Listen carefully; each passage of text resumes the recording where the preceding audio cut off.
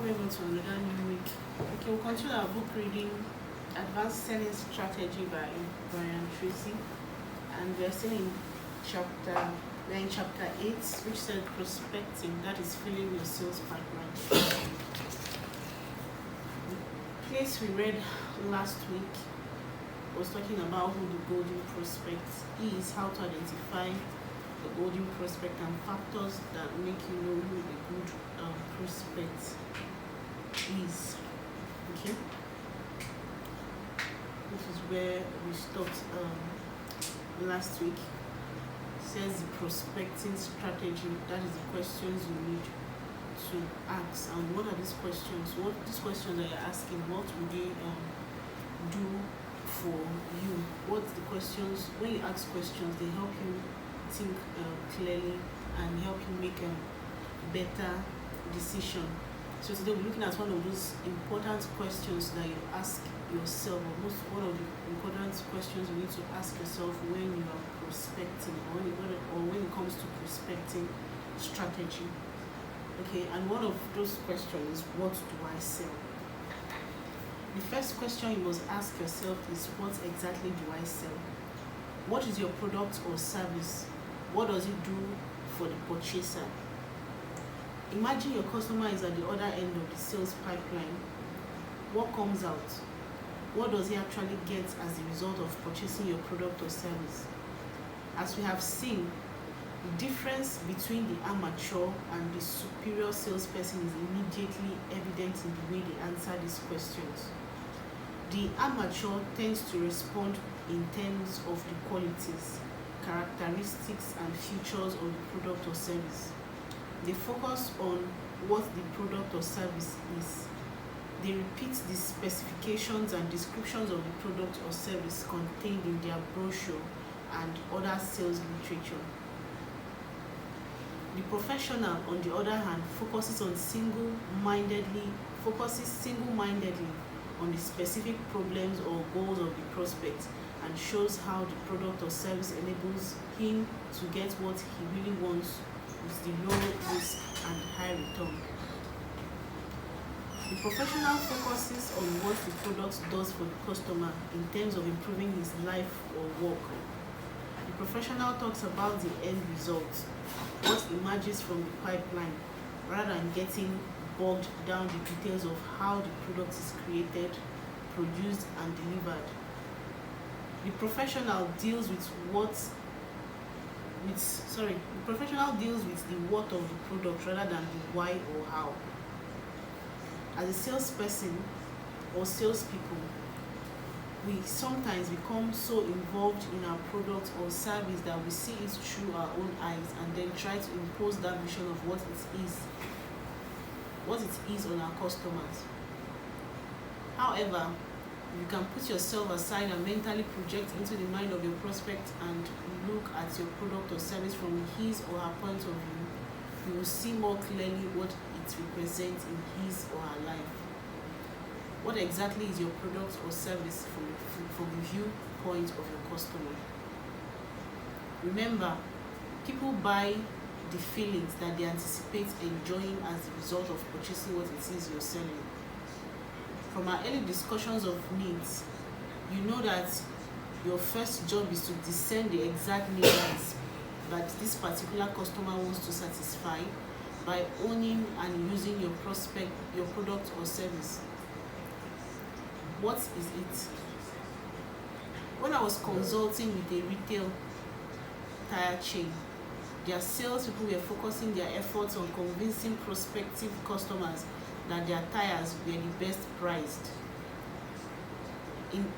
Inadvertently, they were encouraging their customers to make their decisions on the basis of price alone.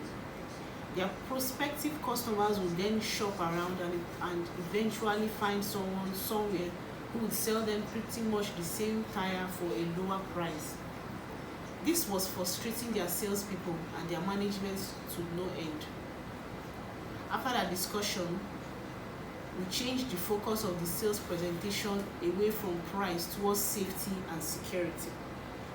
Instead of building the sales presentation around the price and quality relationship, we had the salespeople start the conversation by asking the customers how he used the car. Especially, would the tires be used on the car that drove children or loved ones from place to place? If the answer was yes, and it almost always was, the salespeople would then direct the customer towards a higher quality, higher price tire. They would explain the subtle differences in grip and dependability they would experience with a better tire when braking or cornering.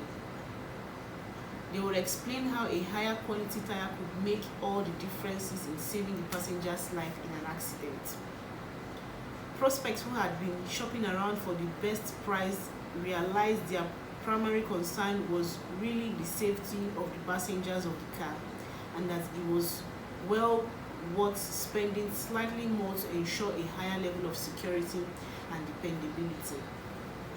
This tire company went on to dominate the market by putting all their emphasis on safety as the critical determinant in tire selection, and then by backing this strategic position with their installation, services and repair facilities.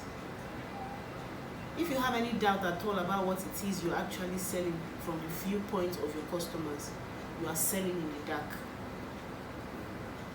You are playing. Pin the tail on the donkey, wearing a blindfold when you are talking to a prospect and trying to convert him into a customer. By not knowing exactly what you're selling, your sales activities will be random and haphazard, and largely a matter of chance. Conduct the market research exercise as suggested in Chapter 6. Phone your last 10 customers and ask them directly, may I ask why you really buy my product or service from me, rather than getting it from someone else?